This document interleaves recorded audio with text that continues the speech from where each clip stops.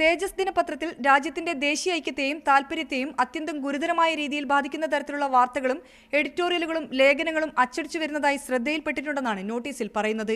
ഈ സാഹചര്യത്തിൽ നടപടി സ്വീകരിക്കാതിരിക്കാൻ കാരണം കാണിക്കാൻ ആവശ്യപ്പെട്ടാണ് നോട്ടീസ് നൽകിയത്. കഴിഞ്ഞ മാസം 13-നാണ് തേജസിന് നോട്ടീസ് ലഭിക്കുന്നത്. എന്നാൽ നോട്ടീസിൽ സുരക്ഷാ ഭീഷണിയെ ബാധിക്കുന്ന ഏതുതരം എഡിറ്റോറിയലോ ലേഖനമോ ആണെന്ന് വ്യക്തമാക്കിയിട്ടില്ലെന്ന് managing editor professor P. Koya പറഞ്ഞു. ഇക്കാര്യം കാണിച്ച് മറുപടി നൽകിയിട്ടുണ്ട്. ഈ നോട്ടീസിനെ നിയമപരമായി നേരിടുമെന്നും അദ്ദേഹം പറഞ്ഞു. കത്തിൽ പറഞ്ഞിരിക്കുന്ന തരത്തിലുള്ള ആരോപണങ്ങൾ സാധൂകരിക്കുന്ന എന്ത് വാർത്തയാണ്, എന്ത് എഡിറ്റോറിയലാണ്, എന്ത് എഡിറ്റോറിയൽ ആർട്ടിക്കിളാണ് വന്നത് എന്ന് ഞങ്ങൾക്കൊന്ന് എഴുതി തരണം. അത് കഴിഞ്ഞാൽ ഞങ്ങൾ അതിൻ്റെതായ വിശദീകരണങ്ങൾ നൽകും എന്ന് പറഞ്ഞു. നമ്മളൊന്ന് നിയമപരമായിട്ട് ഉള്ള ഫൈറ്റ് നമ്മൾ തുടരും.